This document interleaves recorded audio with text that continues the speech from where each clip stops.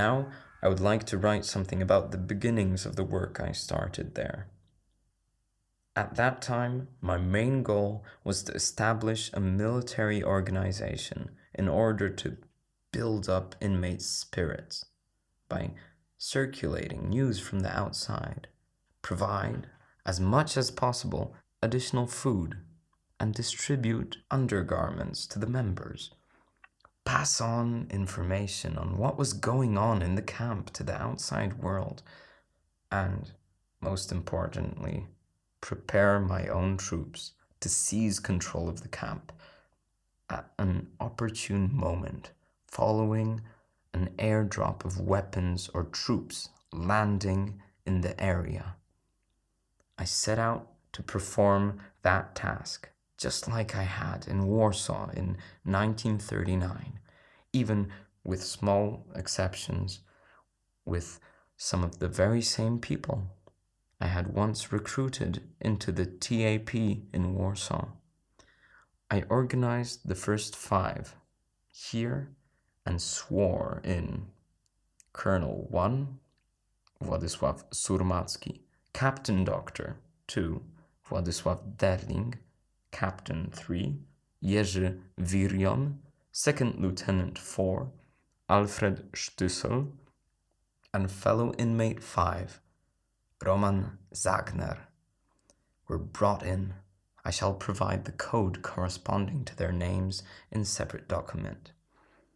Colonel 1 became the commander of the 5. Doctor 2, Władysław Derling, was ordered to take control of the situation in the Krankenbau, where he had already been working as a Pfleger. Poles were officially banned from working as doctors. They could not only be paramedics or orderlies. In November, I sent the first report to the headquarters in Warsaw via 2nd Lieutenant 6, Tadeusz Burski. He lived in Warsaw at 58 Raszyńska Street until the uprising. One of the intelligence officers who was bailed out of Auschwitz. Colonel 1, Władysław Surmacki, was moved to the Baubureau. In future, I was to organize 4 other 5s. None of them knew about the others, and they all thought that they were at the top of the organization, developing as broadly as the sum of abilities and energy of their members allowed. I did it out of caution, so that any slip-up of one of the 5s would not bring others down as well. Later, more extensive 5s began to contact and detect each other. Sometimes my fellow inmates would come to me and report, "You know, there's some other organization hiding around here as well." I reassured them down by saying that this was none of their concern. This is the future, though. For now, there was only one 5. In the meantime, one day after the roll call, I went to report to Alois that there were 3 sick people in the hall, unable to work. They were virtually on their last legs. Bloody Alois flew into rage. "What? A sick person in my block? No sick ones. Everyone has to work, including you. Enough is enough." And he burst into the hall with me, brandishing his rod. "Where are they?" 2 of them were lying against the wall, breathing heavily. The 3rd one was kneeling in the corner and praying. "Was macht he yelled to me. "Betet, betet." Who taught him how to pray?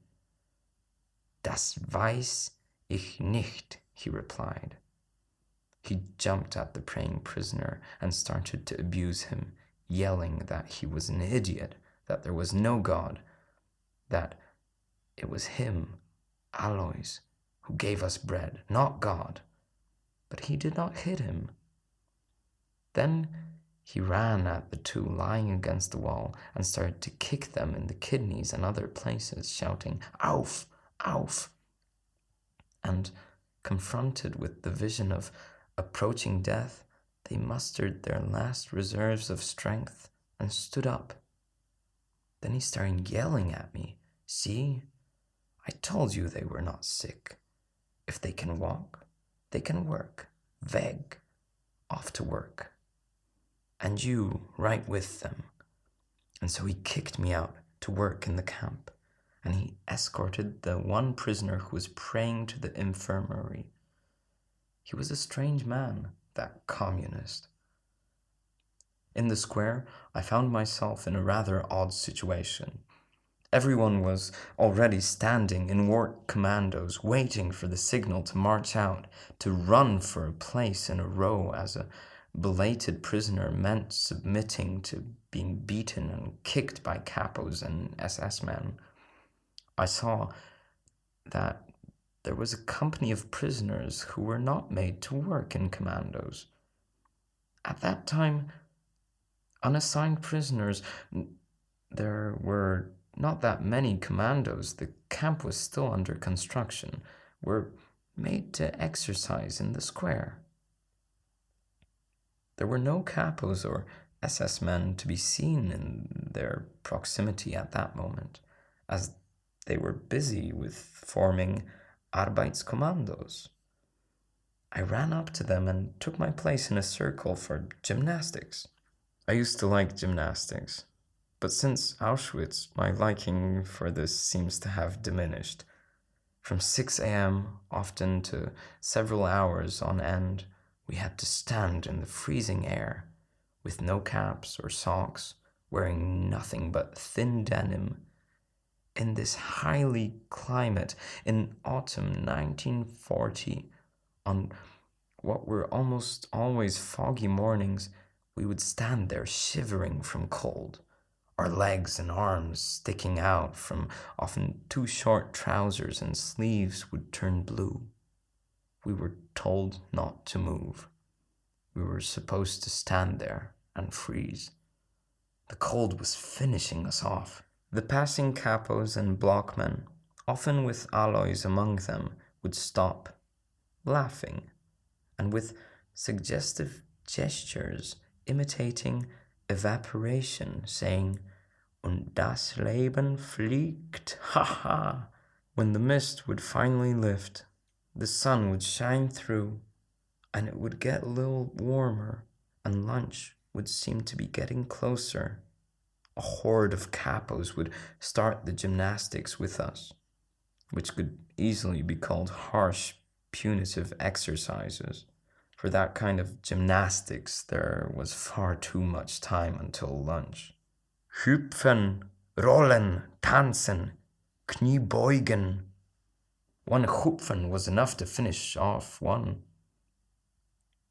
It was impossible to leap like a frog around the giant square, and not just because of the clogs, as we were holding them in our hands, and not because of tearing off the skin of our soles from jumping on gravel until they started to bleed, but because no muscles were strong enough for a feat such as this. My sports training from years ago was saving me again. Here, again, feeble intellectuals, out of shape, unable to hop even for a short distance, were meeting their end. Here, again, the rod was falling upon the heads of those who were stumbling every couple of steps, again beating their merciless extermination.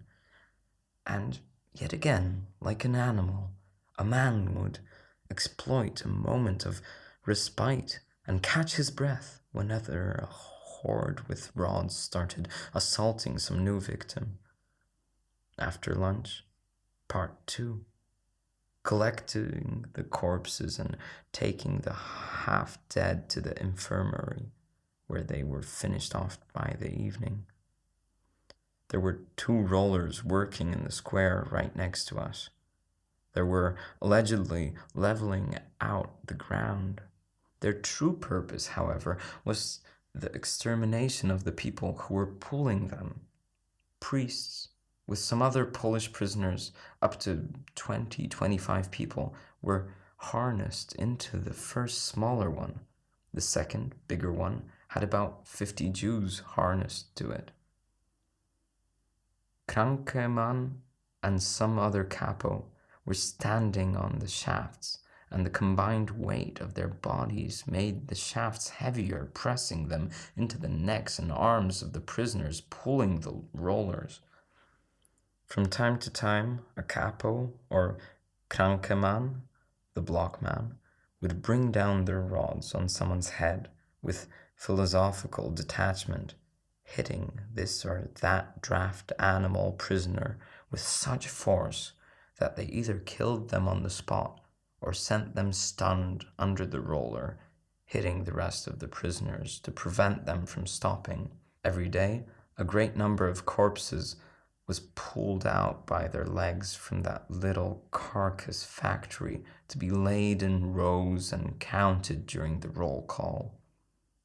In the evening, Krankeman, walking about the square with his hands behind his back, would look with a smile of satisfaction at the former prisoners, finally lying in peace.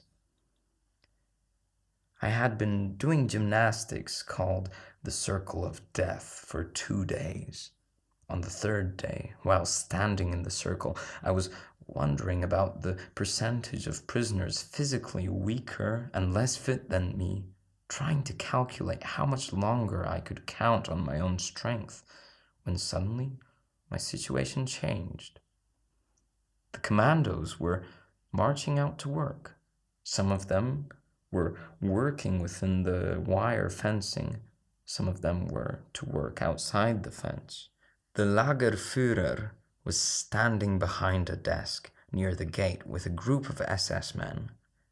He was inspecting the commandos, heading outside and checking their numbers against the ones in the roster. Right next to him stood the Arbeitsdienst, Otto Küssel, a German who never hit any Pole. By virtue of his position, he was the one to assign each prisoner to their respective place of work. He was responsible for assigning people to specific commandos.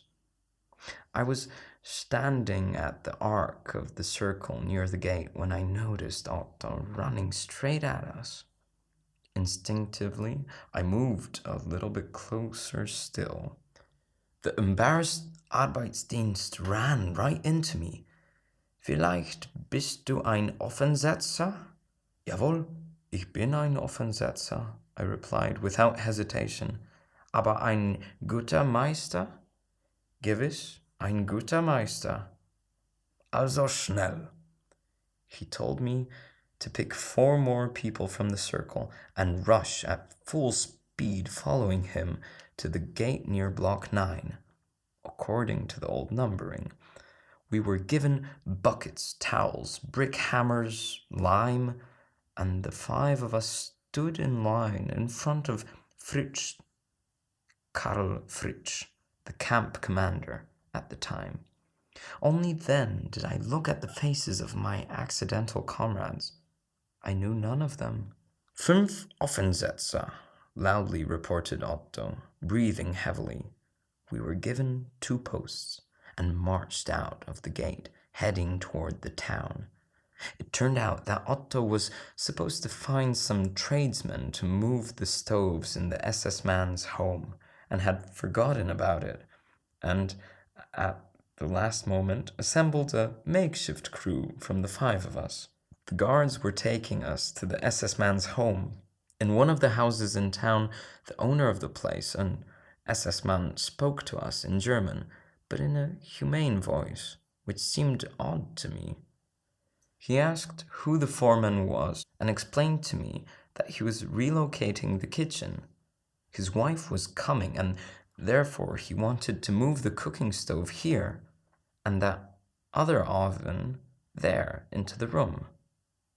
He thought there were too many of us, but the main point was to do a good job, so we were all allowed to work.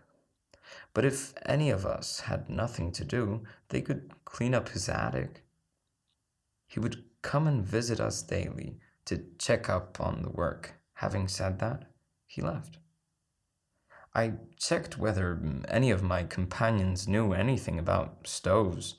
When it turned out that no one did, I assigned all 4 of them to carrying water, digging clay, tempering, etc.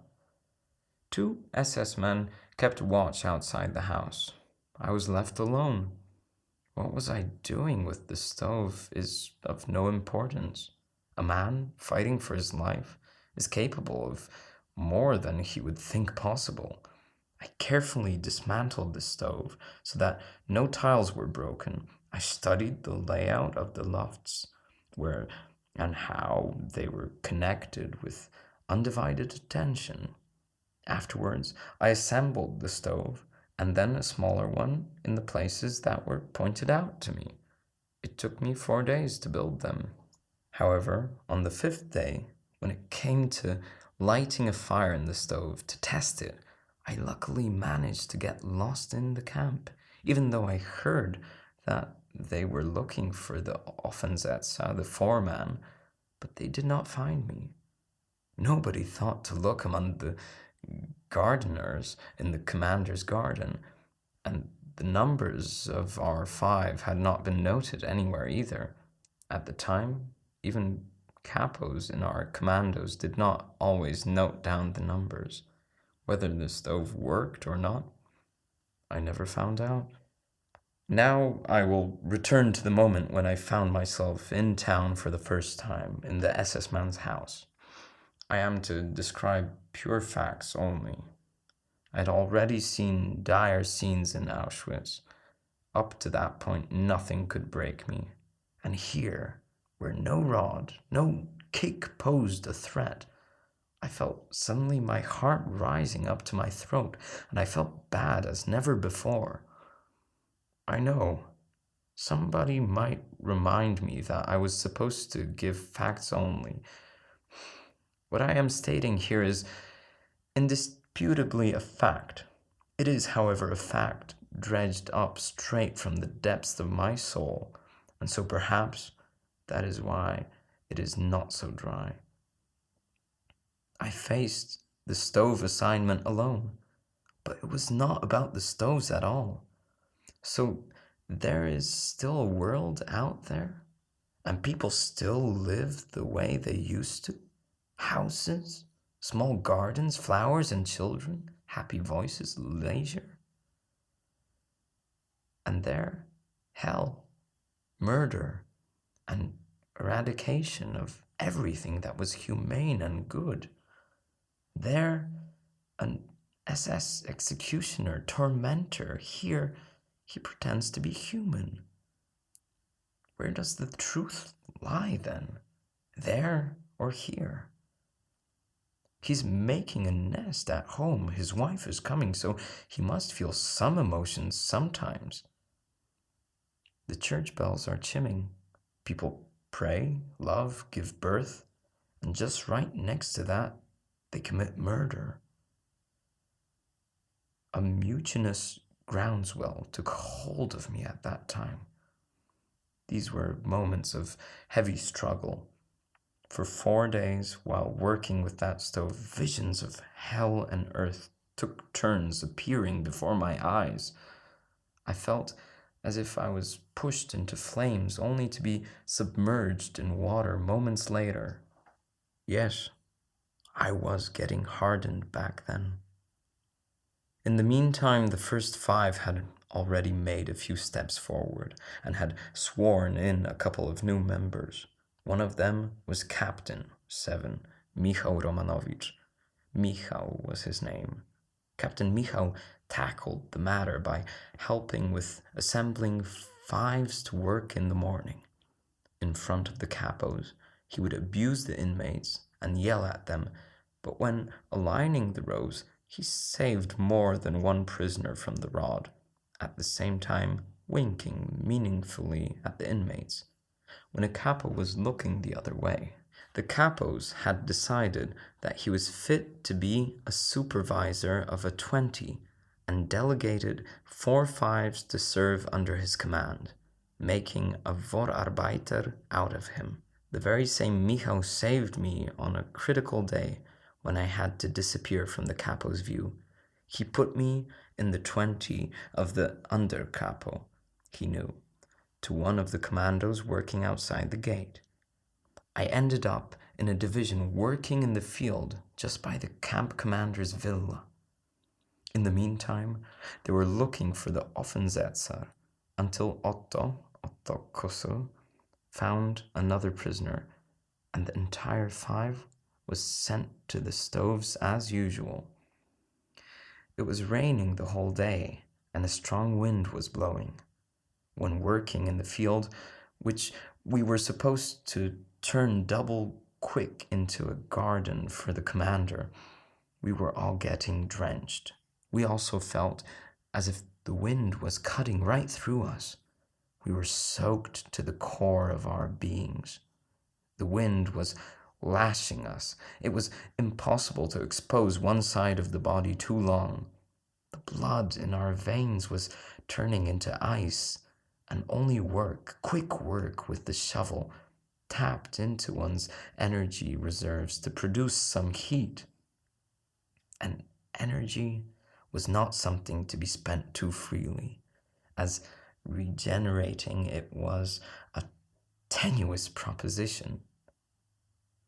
We were told to throw off our denims in shirts, barefoot in clogs, sinking into clay without caps, with water running down our heads. We would be steaming like horses after a run every time the rain stopped. The year of 1940, and its autumn in particular, turned out to be a time of torture for the prisoners of Auschwitz, due to the constant downpours, especially during roll calls. A roll call with rain became a regular occurrence, even on days that could be considered sunny. At roll calls, everyone was getting soaked. Those working the entire day in the field and those who spent the day working indoors. Indoor work was mostly given to the old lags, that is, those who came 1, 2, or 3 months before us. Those 3 months made a huge difference, both in terms of jobs, as all those under the roof had been already taken, and in survivals. Also, in general terms, a prisoner who came a month later was no different from his companions due to having been imprisoned for a shorter period, but due to not being exposed to torments that were devised a month before his arrival. The methods kept changing constantly, always in abundant supply, with wardens, henchmen, and other shady individuals who tried to win favor with the authorities. This was also true in the following years, but for now nobody was thinking in terms of years. Kazik, identity unknown, Block 17, told us once that the first year was the worst. Some of us laughed heartily upon hearing this. A year? We will be back home for Christmas. The Germans will not last that long. England, etc., etc. Sławek Szpakowski. The others were struck with horror. A year? Who could possibly survive a year here, when every day you planned hide and seek with death? Maybe not today, maybe tomorrow. A day seemed like a year. And it seemed like a never-ending nightmare. Sometimes, when you had no strength left, and there was work to be done, an hour seemed like a century, but weeks, on the other hand, were passing relatively quickly. Odd, but this is how it was. Sometimes it seemed like there was something wrong with either time itself or our sanity. And our sanity was not the same as other people's sanity. People were far, far away there on Earth. We were dying the way we once used to walk on Earth. We were transforming. Not once, not twice would I hear a fellow prisoner sigh, summing up his life with words, "I was so stupid." And so, as we grew closer to one another after our challenging ordeals, our experiences tied knots of friendship, tighter than there on Earth. When you had your team in which you supported others and risked your own life to save another, when suddenly before your very own eyes, brother, they killed your friend, murdering him in the worst way possible, what then? You had only one thought, a strike the tormentor and die together with him. It happened a couple of times, but the result was always one more death. No, this was not the solution. That way, we would die far too quickly. And so you would see a friend's slow death, and you were dying with him in a way. You ceased to exist with him, and yet a man was revived, was reborn, was altered. And if it happened, not once, but 90 times, then tough luck. You would become someone different from the person you were on Earth.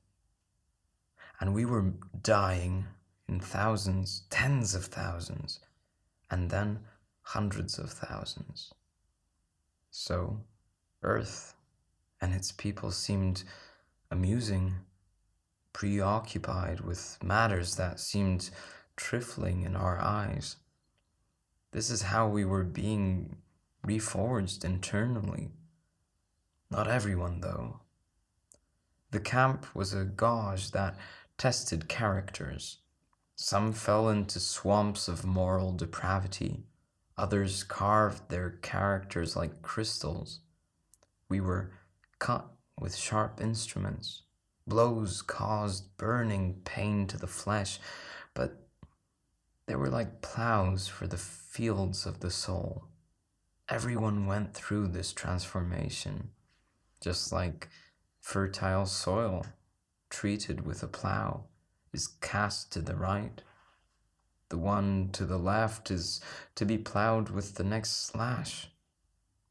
Only from time to time the plow encounters a rock and leaves a bit of soil untreated, barren, wasteland.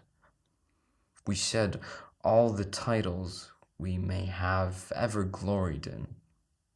All the distinctions and diplomas were left far behind on Earth. Gazing, as if from beyond, at those figures of ours dressed in all those mundane layers, you were able to see our entire group the way we used to be back then. One with that title, the other one with another title, but you could only smile indulgently at that, as if looking at children. We were all on first-name terms. Only the Zugangs were the only ones who were addressed as Sir, for they did not understand it yet. We considered titles to be actually offensive. Colonel R. Tadeusz Reklewski, whom I addressed Colonel or Sir one time when I forgot myself, snorted at me and said, "Would you quit calling me that?" How different it was on Earth. Some Tom, Dick, or Harry would have bragged to his friends about having the honor of being on first-name terms with someone superior by 1 or 2 ranks. Here, everything was gone without a trace. We became a bare essence. A man could and meant only as much as he was worth. I had been working in the commander's gardens for 2 days, and we were leveling the land, marked out the flower beds and paths. We were removing the dirt from deeply cut paths, filling the cavities with thickly strewn brick. We pulled down a couple of houses in the neighborhood. All houses in the vicinity of the camp especially within the perimeter of Kleine Postenkette and the Grosse Postenkette, that is, a ring of several kilometers in radius, had to be demolished. The German wardens set about these buildings, left here by the Polish population with particular zeal or rage of a kind. Rich villas and modest yet neat little houses, the construction of which perhaps meant a lifetime of work for some Polish laborer, were disappearing from the face of the earth, taken apart by Polish prisoners, hurried on by the blows of rods, beaten, kicked, and insulted with various verfluchts. There was always an occasion for such harassment, be it in the garden or in the course of the demolition of the houses. After having the roofs torn off and the walls taken down, the hardest part was removing the foundations, which had to disappear without a trace. The pits were then filled with soil. Should the owners return, it would take them a long time to identify the former location of their family nests. We were also uprooting trees. There was nothing left of the homesteads. During the demolition of one such home, I spotted a picture of Our Lady hanging on a bush, which, as it seemed to me, was there all alone with some kind of calm endurance in the midst of all this chaos and desolation. Our people refused to take it down. The capos felt that it was here, when exposed to rain, snow, and frost, that was going to be the most vulnerable to all adversities. And so, even much later, we could still see that picture hanging on the snow-covered bush, all frosted and covered in sparkling gildings, only revealing her face and eyes from behind that part of the glass not steamed over. Her face and eyes for prisoners brought there to work in the winter, to the accompaniment of savage shoutings and kickings, was something pleasant. It diverted their thoughts to their homes, for some to their wives, for others to their mothers. At night, we would put our wet denims, which had been drenched during work and drenched at the roll calls, under our heads instead of pillows. In the morning, we would put the wet drills on and go to work, without socks, in clogs, falling off our feet, without caps, sometimes in rain or piercing wind. It was already November. Sometimes it snowed a little bit. My colleagues were slowly dying out. They were going to the infirmary, never to come back. Odd. I was no Hercules, and yet I did not even catch a cold. After a couple of days of work in the garden, Michał Romanowicz put me in a 20. He was free to pick as he pleased. He formed it from his colleagues, usually those who were sworn in already on those who could be trusted to join our organization. Valuable people, worth saving.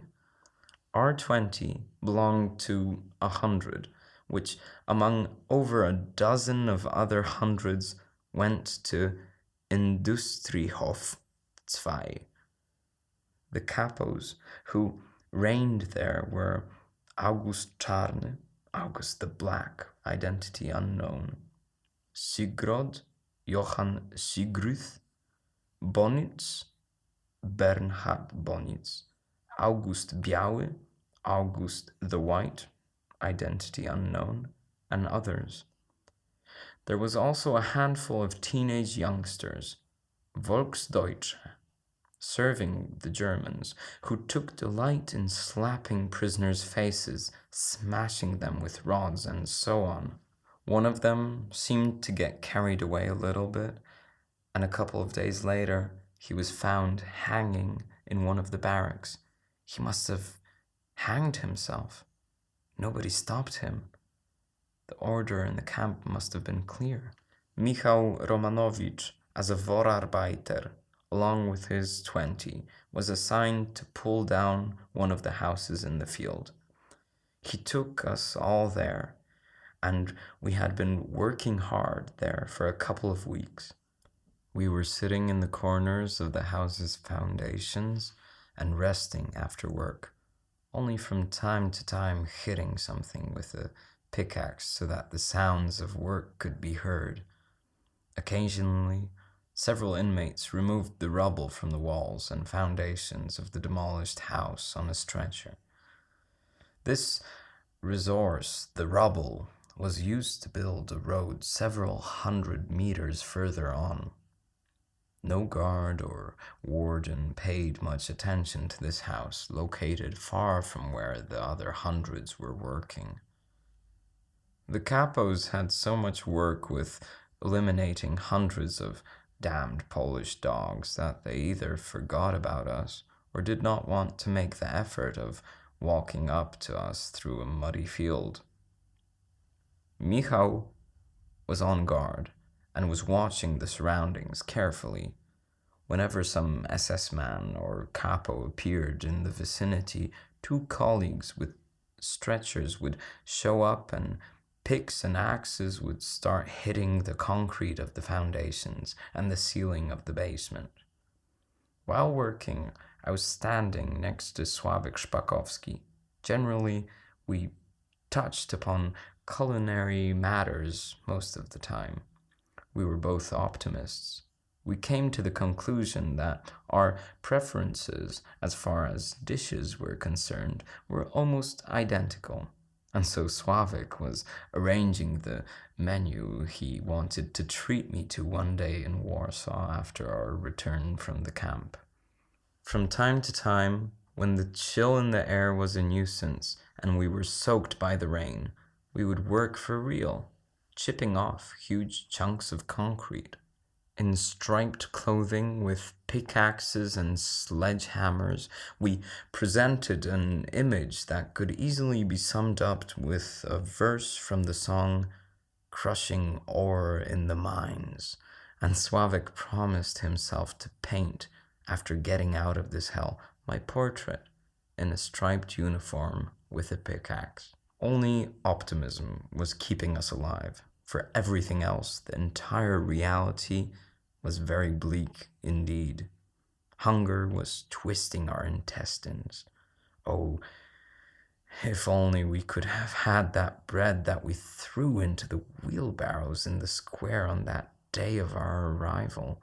Back then, we were incapable of appreciating bread.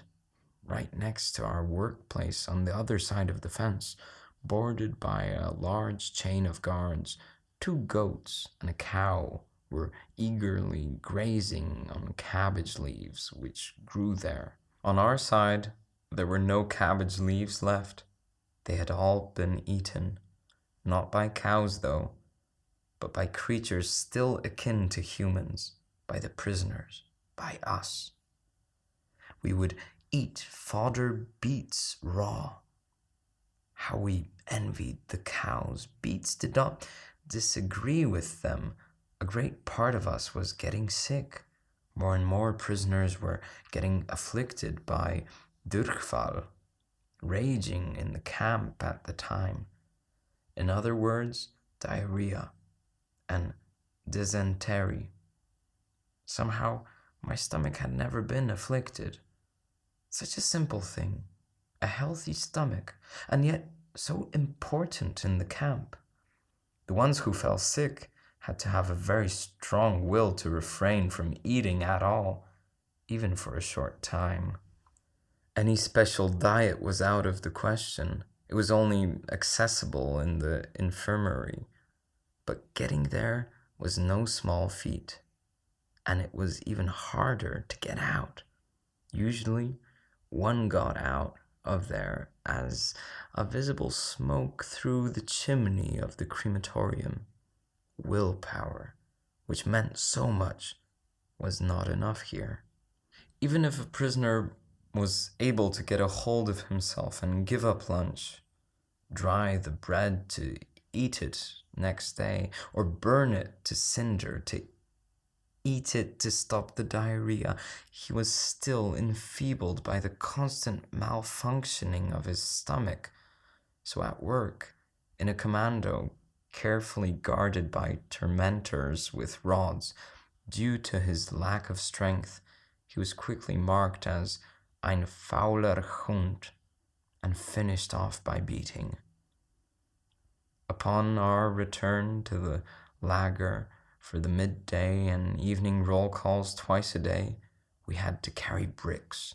For the first 2 days, each of us carried 7 bricks. Then, for a couple of days, 6. And in the end, the standard was set at 5 bricks. When we arrived at the camp, there were 6 2-story barracks and 14 1-story barracks behind the fences. On the roll call square, 8 new multi-story blocks were being built, and all the 1-story blocks were transformed into multi-story ones by means of superstructure. All of the materials, bricks, iron, lime, were being carried into the camp by us over a distance of several kilometers, and before the construction was completed, thousands of prisoners had died. Working in Michał's 20s saved us a lot of strength. Good old Michał, who, guarding our safety, standing outside the house, caught a cold, then got pneumonia, and ended up in the infirmary. He died in December. When he left us for the Krankenbau, it was still November. They started to squeeze us as they did with all their 20s and 100s, and so the ordeal began anew. No holds barred. We were unloading the freight trains, shunted off onto the sidings, iron, glass, bricks, pipes, drains, all the materials necessary for developing the camp were sent to us. The wagons had to be unloaded quickly, and so under the threat of a rod, we were rushing, carrying, tripping over and falling under the weight of a I-beam on rail. Even those who did not fall were exhausting their reserves of strength, seemingly aggregated at some point back in the past. Each day, they were more and more surprised that they are still alive, walking, when we had been pushed far beyond the threshold of what the strongest human can endure. Yes, on one hand, a strange kind of contempt was born here, contempt for those who had to be considered human due to their physical form, and simultaneously for the rest of humanity, but at the same time, recognition for the strange wonder of human nature was forming, which had such a strong spirit, seemingly something akin to immortality. Although dozens of corpses, each of which the 4 of us would drag on our way to the roll call, seemed to deny this. Clutching cold legs and hands that were like bones covered with bluish-gray skin, eyes, often already indifferent, would look at us from the blue-gray-purple faces which bore the signs of beating.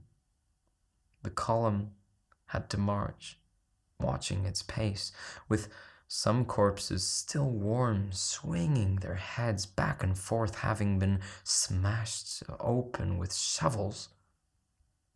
The food we were given was sufficient, maybe for bare existence, but it was nowhere near adequate for sustaining the energy levels we needed for the work our muscles were put to. Moreover, this energy was necessary to warm up the body, chilled during work out in the open.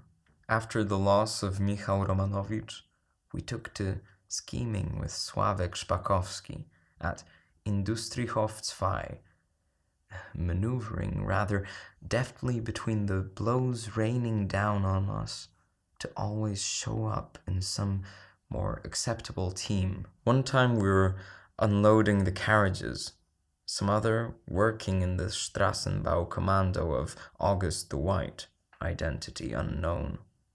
While working in this commando, it just so happened that we were working on a road right next to warehouses. A strong smell of cold meats hit our nostrils.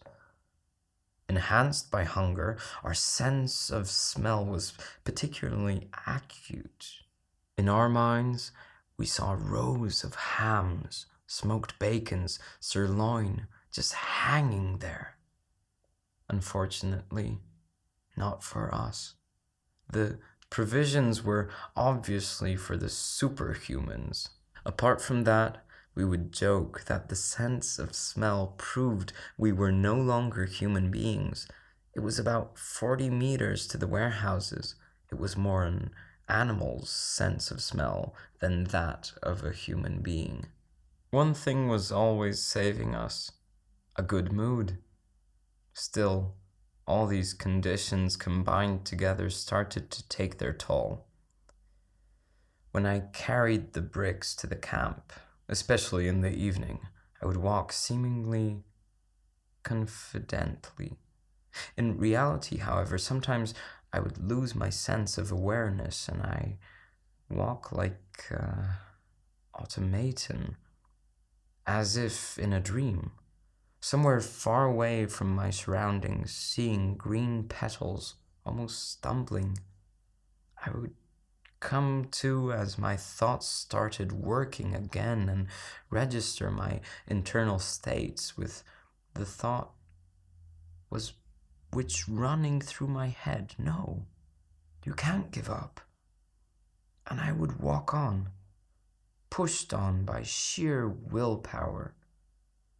This state of frenzy would slowly come to an end, and as I would enter the camp through the gate, yes, now I would understand the sign.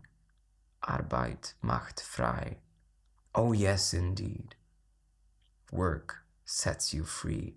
It liberates you from the camp, from consciousness, just like I had experienced a while earlier. It liberates the spirit from the body, leading that body to the crematorium.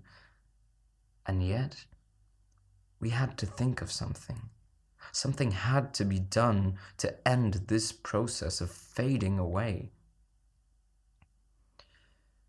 When I was meeting with the two Władeks, Colonel 1 Władysław Surmacki and Dr.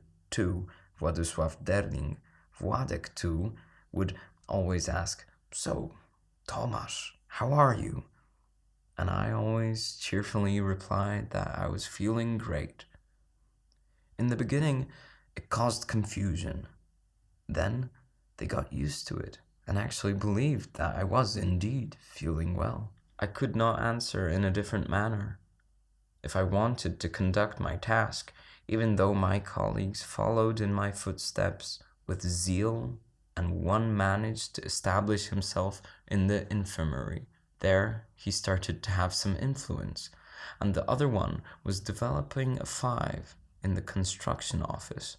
I had to keep suggesting that work here was absolutely possible and fight the psychosis that number 3, Jerzy Virion, started to succumb to. What would have happened if I complained, even once, that I was unwell, or that I was feeling weak and actually overburdened with work so much that in pursuit of saving my own life, I was looking for a way out?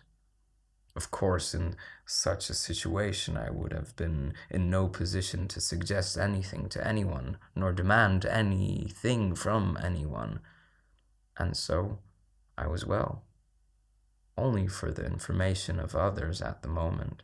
And then, as I will describe further on, despite the constant threats and strained nerves, I actually started to feel well, not only in words meant for others. A kind of duality started to occur. Then the body was under constant torture. Sometimes a man would feel excellent spiritually. And I don't mean in an abstract sort of way. Contentment started to nestle somewhere in the material brain, both because of the spiritual experiences and that interesting, purely intellectual game that I was playing. Still, the priority was to save my own body and prevent it from dying in order to organize anything here. Somehow, I had to get under the roof in order to avoid getting finished off by the horrible atmospheric conditions under the open sky. Sławek Szpakowski's dream was to get into the woodworker's workshop in the carpentry workshop. Afterwards, he was supposed to get me in there as well.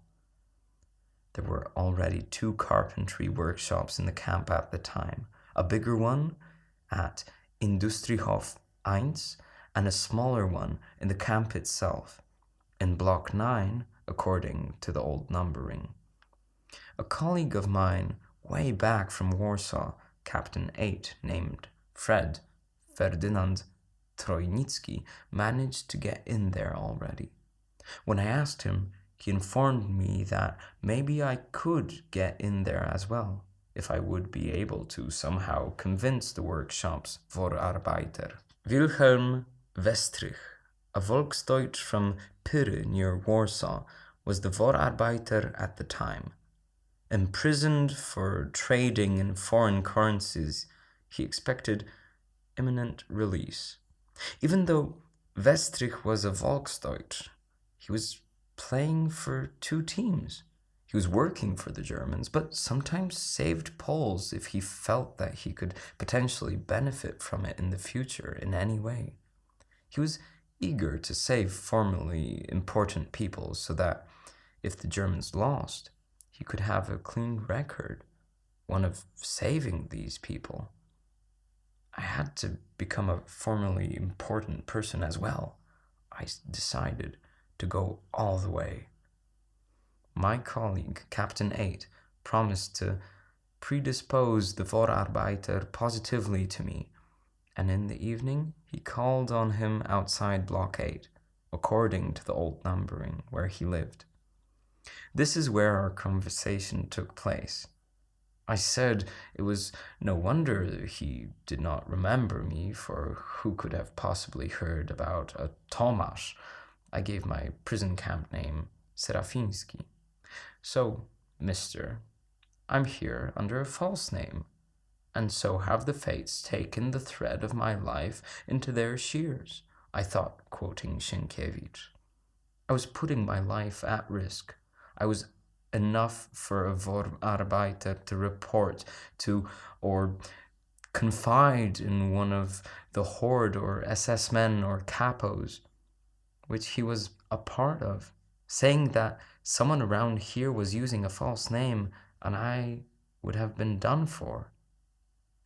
How I managed to charm Westrich is of no object here, but I did. He started addressing me as Sir, which, coming from a Vorarbeiter, referring to a regular prisoner, did not sound as an insult, but quite the contrary. He decided that he must have seen my face somewhere, perhaps in some pictures of the receptions held in Warsaw Castle, and, what was more important, he said that he was always saving decent Poles, because he actually felt like one himself. He told me to come to the small carpenter's workshop the next day. He was going to arrange everything with the capo. I was to be unquestionably admitted to the carpenter's workshop, and he expressed his hope regarding my future gratitude. This conversation took place on December 7th in the evening. The next day, on December 8th, after the roll call, I found myself in the carpenter's shop. Hitherto, while working in the field, I had no cap and no socks. Here, under the roof, where it was warm, quite ironically indeed, on December 8th, Vestrich gave me socks. And a week after that, on December 15th, a cap.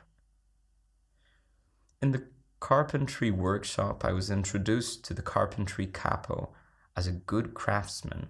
The poor ones were not taken in, though on probation. The capo looked at me and nodded approvingly. The working day passed in completely different conditions. It was warm, dry, and work was clean. The punishment here was not beating, but expulsion from here back into the nightmare of the camp. But in order to work in here, you had to have some skills. I had a fair share of abilities in life, but tough luck, I knew nothing about carpentry. I stood next to the workplace of a good carpenter, a future member of our organization. Corporal 9, Czesław Wąsowski was his name.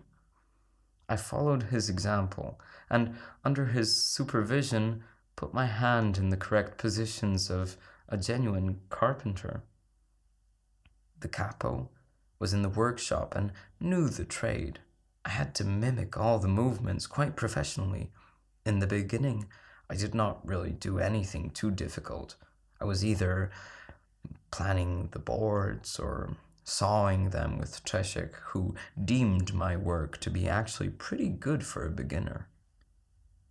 The next day, the capo gave me an individual assignment. This is where I had to actually make some effort.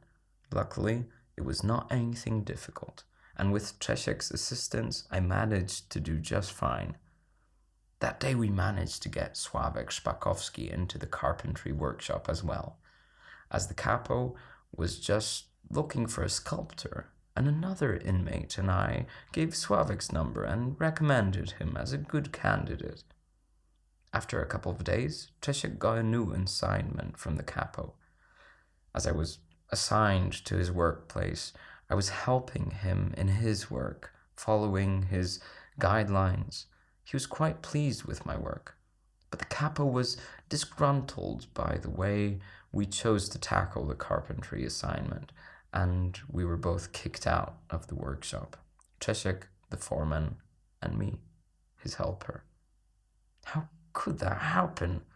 Such a good carpenter and failed at the woodworking joints? Other carpenters were discussing our case. Czesiek did not fail at the joints, but thought that the capo did not want them in the commissioned item at all. One way or another, we were in serious jeopardy.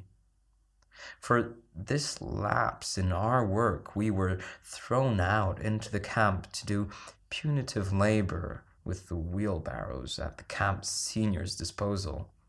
The day began with a tough morning at the wheelbarrows. Bruno Brodniewicz at the lager capo, the capo responsible for order in the camp, were ruthless. The frost was biting, but the Laufschritt did not let us feel the cold. But our strength was sapped more and more.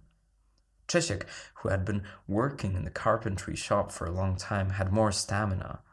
I only got a couple of days of rest in the warmth, which allowed me to gain a bit of strength. But this was not our first day in camp. Czesiek managed to shirk work before noon, me in the afternoon, and we vanished, each into a different block. We were beginning to establish a network of protections and favors of our own, something that a Zugang could not possibly think of without exposing himself to the risk of beating. The day somehow passed. But what next? Czesiek did not return to the small carpentry workshop. Later, I met him somewhere else. But Vestrich must have taken me quite seriously indeed. He informed me, though, Fred, Captain 8, that he wanted to see me in the carpentry workshop the next day, after the roll call. He explained to the capo that I was just following Czech's orders, and I was a good carpenter, and the capo agreed to take me once again. In order to avoid me failing from the capo's grace, Vestrich came up with a carpentry work outside the workshop. Here, the hands and movements of all the carpenters were closely watched by the capo, so Vestrich took me to block 5, according to the old numbering, and entrusted me to the blockman Baltoshinsky, Józef Baltoshinsky, saying that I could make doormats or crates for coal and fix a window frame or do other minor jobs like that for the block, which did not require extraordinary skills as a carpenter. Aside from that, he instructed Baltoshinsky. I only learned about that later from Jurek 10, identity unknown, to keep a close eye on me and provide me with some extra food, as that could possibly pay off in the future, since I was not just a regular anyone. Apparently he still had those images of me at celebrity events at the castle ingrained in his mind. At Block 5, I was working in hall number 2, the host of which was Staszek Polkowski from Warsaw, a barber. I was making the aforementioned items from the block. I was fixing old lockers from the room foreman, or making new ones from pieces of some old lockery from the carpentry workshop. They gave me extra food. Baltoshinsky would send me second helpings, which helped me slowly regain my strength. This is how I spent my time working through December and the beginning of January 1941, until the incident with Leo, which I will describe below.